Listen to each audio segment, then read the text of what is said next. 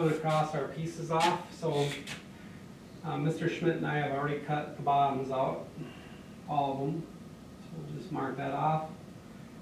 And so like I was saying, this piece may need to be recut, but that's fine.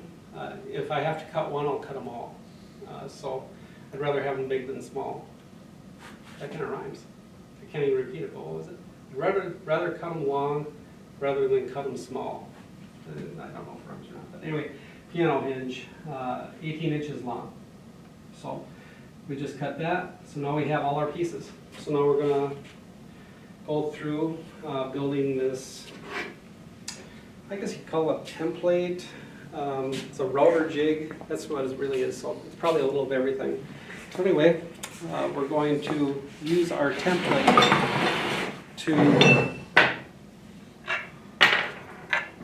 cut the end pieces, letter A. That's the part that looks like this for the end of the toolbox. I also put marks in here for screw locations. And I even drew in where the end pieces are going to be. Actually, I could probably measure that.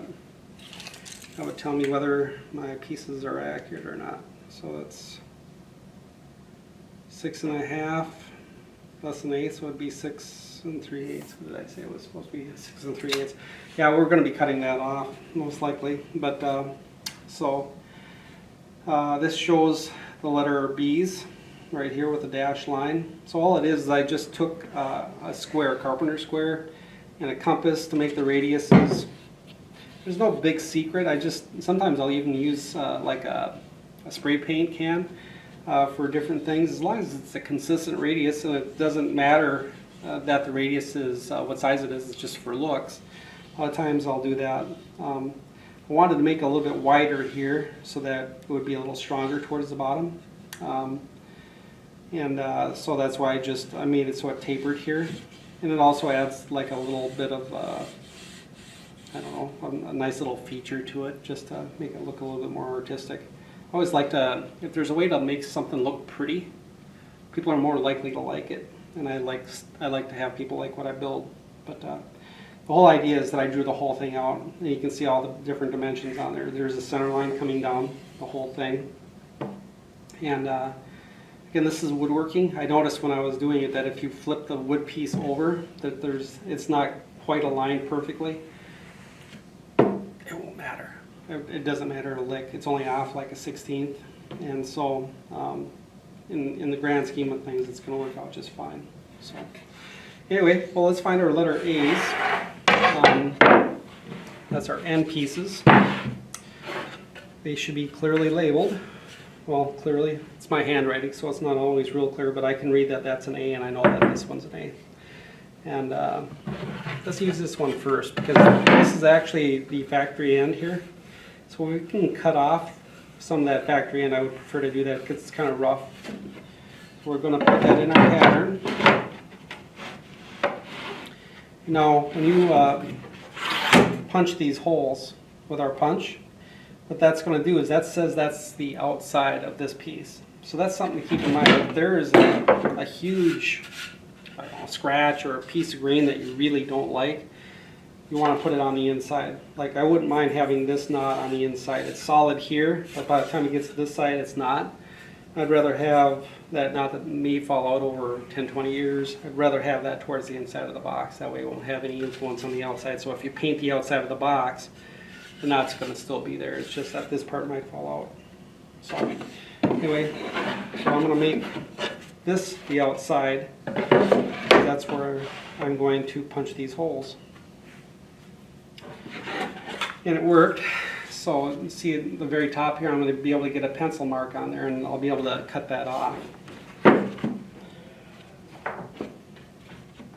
I'm kind of centering this up. I'm going to make my mark. What we're going to do is we're going to use the bandsaw to cut this off. It's called paring, P-A-R-E-I-N-G, paring.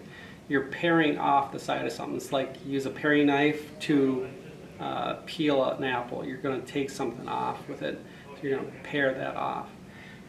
It's not P-A-I-R. That's a pair. That's two of something. you know, it's like a couple pair. So anyway, and then this side, I like the color of the knot. So it's just a small little feature. So I like the color of this knot better than I like this one. This one's darker again. So I think in this situation I want this to the outside again. So I'm going to put the outside up. Know if I'm making a lead line on it that's going to be the side. So I'm going to do that. There we go. So I got them both marked, and now I'm ready to use the bandsaw to take these edges off. When I come back, I'll use my my punch, and I'll punch the locations of all these holes. This one up here on top is actually for the handle. That'll be on the inside. Just thought of that. So we have the outside holes and we have the inside, so we might have to rearrange that thinking a little. But for now, we'll just go ahead and get that material cut off. So the bandsaw was set up for cutting plugs from last time. So now we're going to take apart that setup, and we're going to reset up to build or to pair off these excess pieces of stock here. So if you're going to take like the fence off, that's just fine. These things are made to take on and off. You pull the fence off, make sure you have a good hold of it. You don't ever want to drop. It's like a measuring tool. You just don't, there's some things you just can't drop, and a fence is one of those things. It can be bent or broken, and then it costs you money to fix stuff. So you put it up somewhere out of the way, nice and safe. You know it won't fall. Try to get all the hanging pieces where somebody can rub up against it and knock it off, and just make sure it's clear out of the way. Now we got to adjust the blade guard up and down. So you bring this down until it's roughly an 1/8 inch above the stock. That's actually a little too close.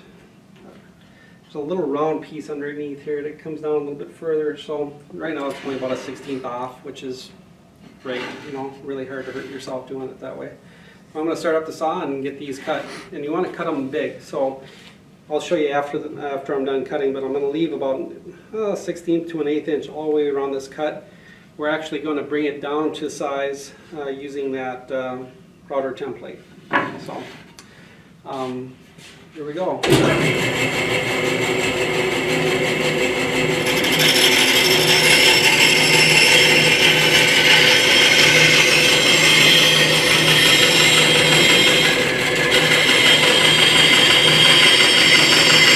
Cutting, you always avoid putting your hand in line with the blade when you're pushing the stock through. It's another safety protocol that you really need to follow.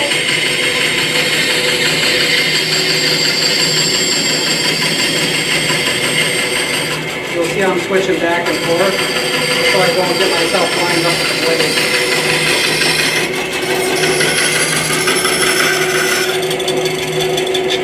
Remove the debris. If you remove it safely from the back side, it's okay, but you should never be removing debris from the front. I always have a stick around, and you just remove debris from the front with a stick while the machine is operating. If the machine is off and it's told to stop, it's okay to remove with your hand, but otherwise use a stick. That is critical. More people get hurt by doing two things. They get in a hurry, and they try to remove a stock from near a blade. You should never ever do that with your hand. Okay, remove it with a stick. Stick gets cut, it's not a simple piece of wood. It's what it's there for.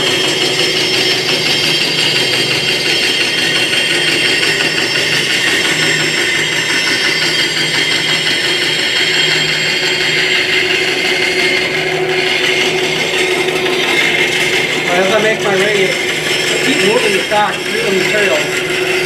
If you just try to stop and turn, blades don't like that. So when you're cutting like a radius, you want to move it through the stock. You got to keep cutting and pushing it through. So I'm going to remove that. Have my sleeves rolled up. And that, they are now paired off. But see now how I got, oh, it's between the 16th and the 8th left over. Now we're going to use a router, and it's called a follower bit on the router stand. most of you have already touched the router stand. I'm a little allergic to the dust here. So anyway, we're going to bring this right down to the profile now, and we're going to have all the punches in there, so all we have to do is come back and cut them. And there is a tactic for getting the holes punched on the right side that I will use. So I'll show you what all that is in a little bit.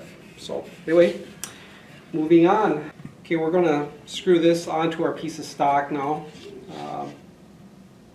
And then we're going to punch it. And then we're going to set up on the router. So then see how I'm pushing down on it with this hand?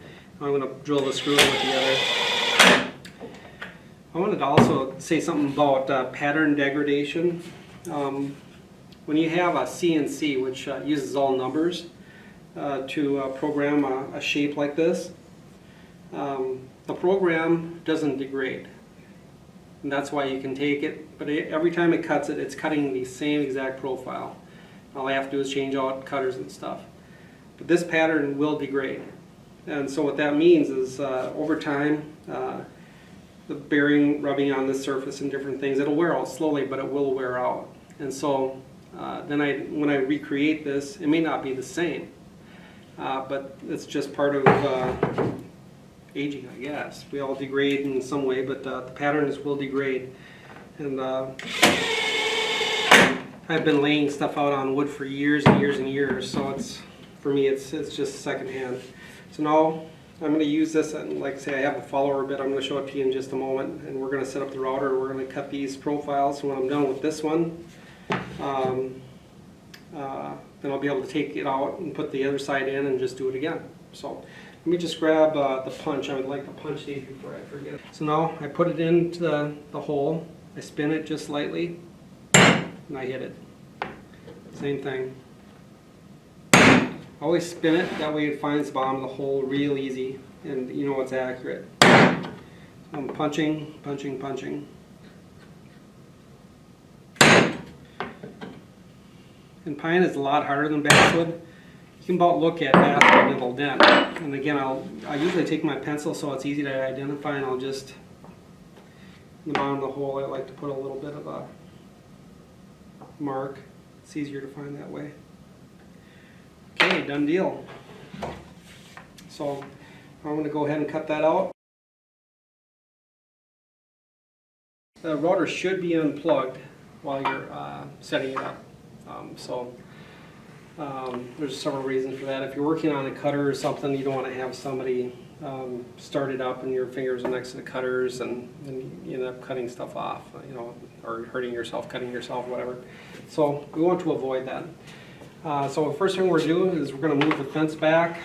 We've already been through the majority of this, so you guys all probably pretty well know your way around with this router stand, because I've had pretty much everybody do some stuff on it. If you have a brush or a vacuum, that's another good way to clean this thing off. I did use a small router bit in here. It's a 1/4 round over, and so I put this extra little insert in here. The only problem with it is it's really hard to get out. So I'm going to try to just reach underneath here and just pop it out. And of course it won't come. So I'm going to have to, I'm going to bring the router bit down under the surface, then I'm going to use a screwdriver or something to pop it loose. I'll just take a second here.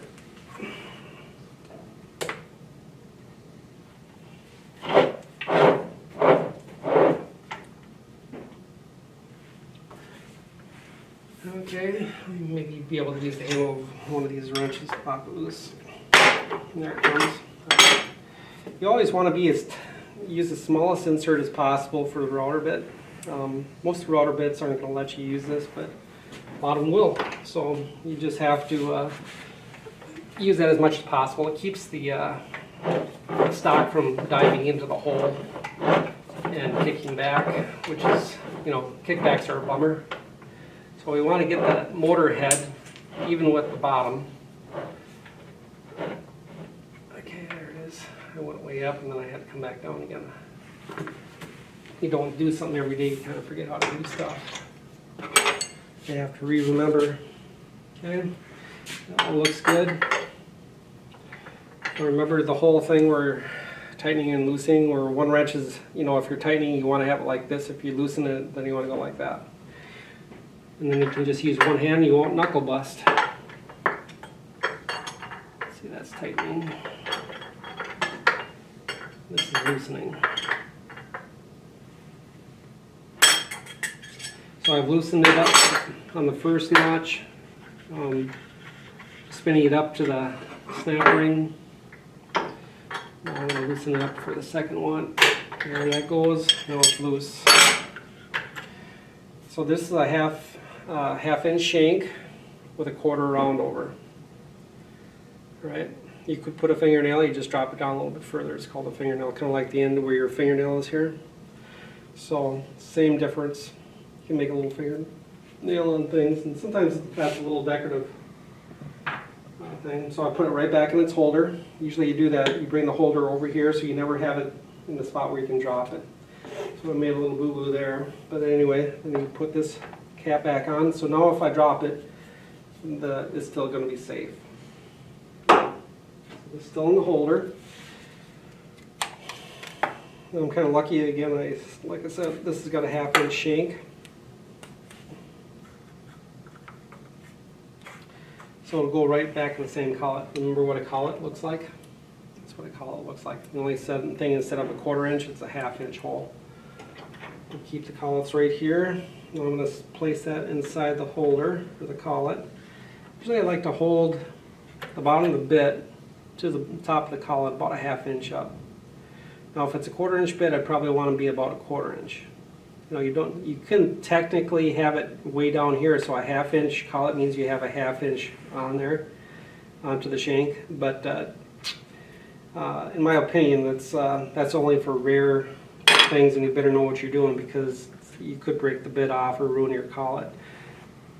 So the more you can get in the collet, usually the better. But my rule of thumb is I like to have it about one diameter up away from the collet.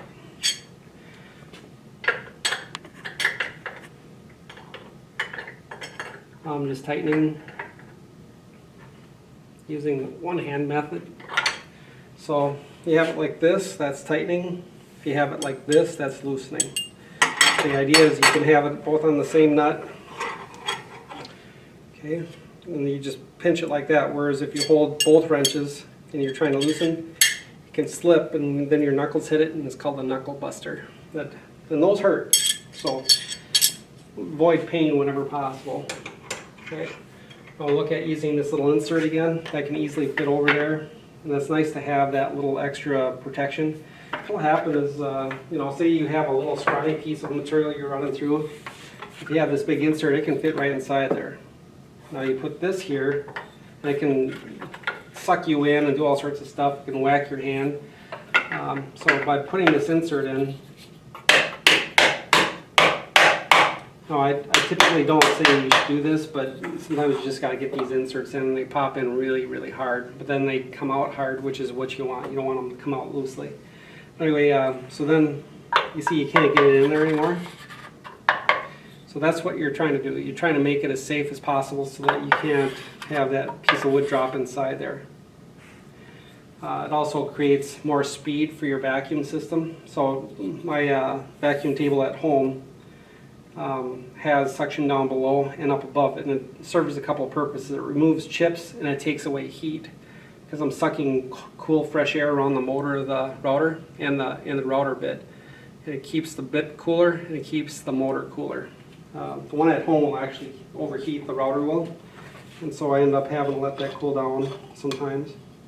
It's got a little reset button on it, but if I have the vacuum cleaner or the vac going on it, hardly ever happens. Okay, now we're going to set the height. So I want this bearing here, that's going to ride right on this pattern, okay? And so you can see right now that's way below where it should be. So I'm just going to raise that up a little bit, there, where it needs to be. And I want the carbide to actually make it's right on the surface. So I should cut the whole surface now, and that's what we're after. So I'm going to tighten this down. And it's time to plug in the router. We're almost ready to get started here. The thing is, we'll make a couple cuts and we'll be done. Usually I would set something like this up, and when you got 40 of them to do, that means you're doing 80.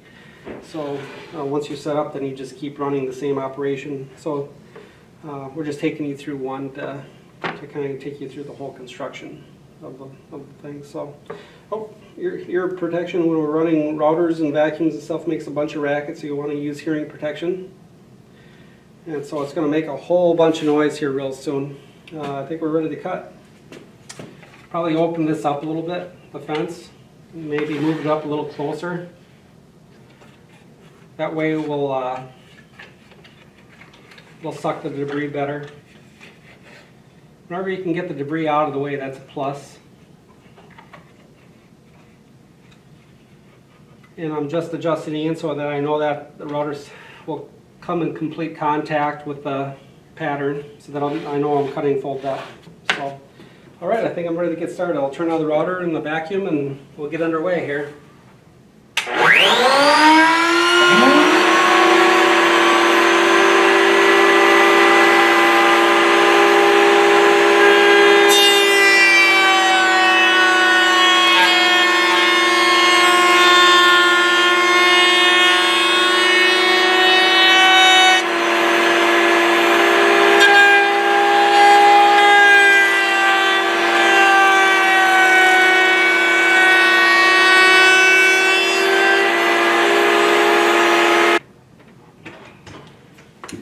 Okay, when you're done, you can unplug it for the next guy.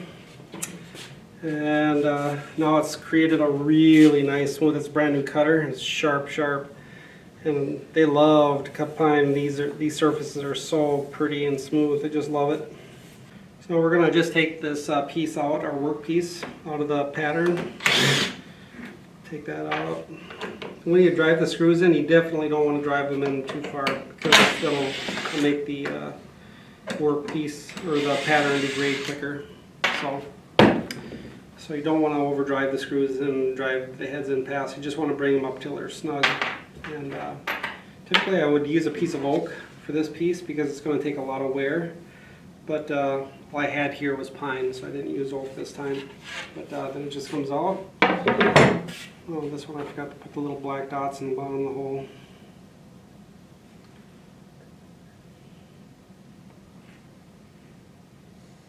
Okay, so that's that. We're now going to set up on the drill press.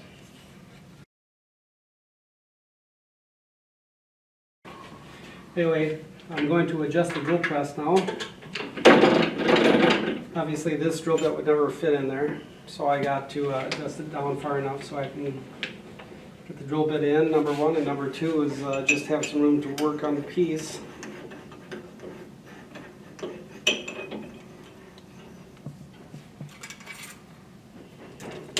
You notice I have not tightened the table down yet because I still want to move it around a little bit.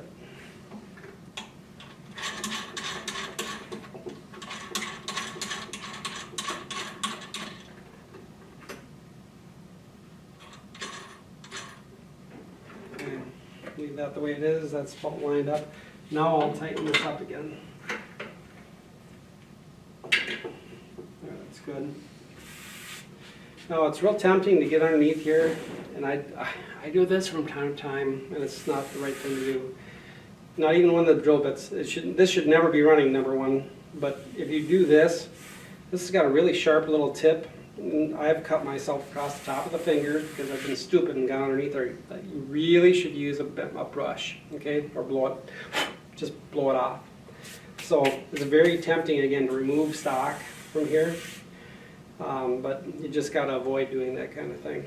So anyway, these are already been punched. So now this counter bore for the 1-inch handle, this is a 1-inch drill bit.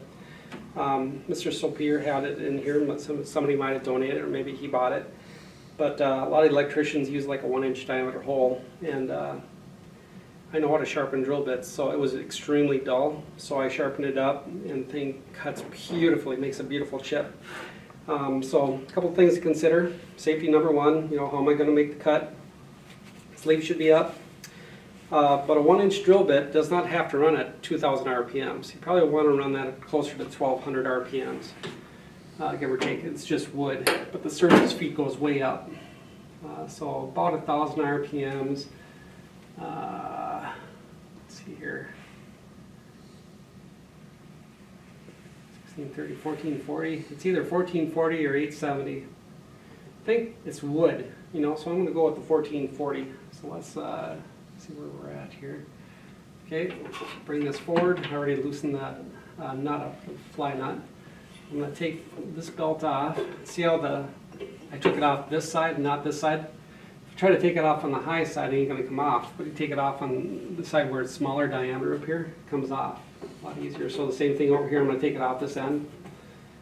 And then you replace the belts in the proper spot for 1440. So this one will go here. Actually put it on the middle one first. So that's on the back belt, that's the second from the top, and then the top one goes on here. Tighten that back up.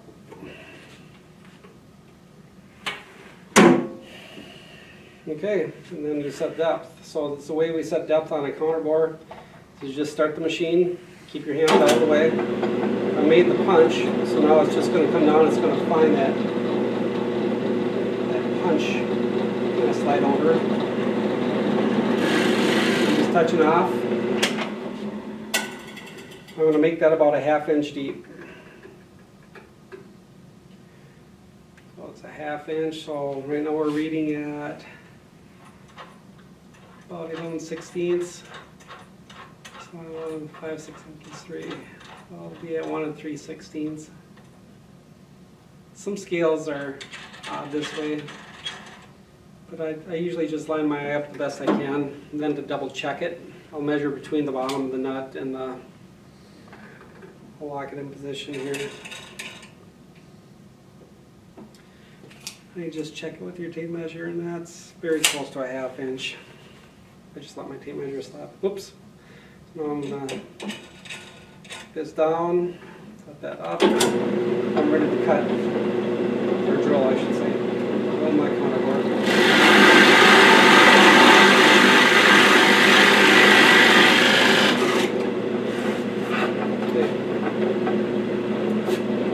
A 1 inch hole, counter board to 1/2 inch deep. Now I'm going to set up for a 3/16. I should get a bench brush for here. I hate having, I'm just going to go grab a bench. I hate having chips on my. Alright, so now we're going to put in a 3/16 drill bit. High speed steel is a beautiful thing. Let's see here, where is it? I think it's this one. It's got some chips and dust on it, so it's got to be the 3/16. We don't use the ones surrounding very often. We're going to pull that 1 inch bit out. It's going to be substantially longer than our 3/16 drill bit. So we're going to have to adjust the table again, which is just fine.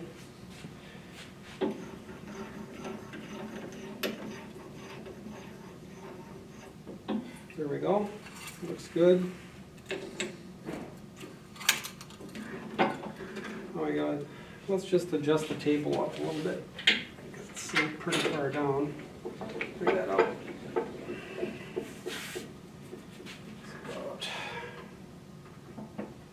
It's about perfect, so then I'll tighten it. Okay. And we have our marks. So let's go ahead, get these drilled. Oh, we got to change the speed, don't we? And the depth. That's a little bit. There, adjust the stops, and we want to put it up to a couple thousand RPMs again. Let's try 2380. That's easiest because the top belt just stays put, and we drop this one down one level. So let's just do that quick here. So that one is on. Come on, you get on there. Get that one on. And we can tighten it. That should be correct. Shut the lid. Everything is set. Looks good. So we'll let it bind it again.